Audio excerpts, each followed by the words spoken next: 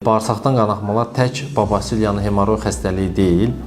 Burada bağırsaq fistulaları, yəni anal sfinkter dediyimiz bir xəstəlik ola bilər, bağırsaq çatları ola bilər və yaxud da ki, daha dərində, daha yuxarı bağırsağın segmentlərində yerləşən poliplər ola bilər və bunlar davamlı qanaxma riskindən ziyadə burada onkoloji riskin olmaq ehtimalı çox olur.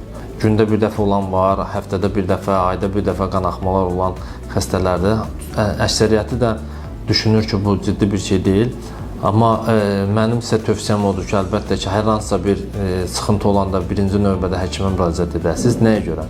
Çünki burada onkoloji xəstəlik önü problem sayılır və onu vaxtında müayinə edəndə onu xırda bir əməliyyatla və yaxud da hansısa bir müalicə ilə qarşısını almaq olur. Amma irəli dövrlərdə ciddi problemlər yarananda artıq bu onkoloji xəstəliyə keçir və bildiyimiz kimi böyük bir fəsadlar olur, böyük əməliyyatlar icra olunur, hansılar ki, gələcəkdə sağlamlığınıza ciddi ziyan vurur.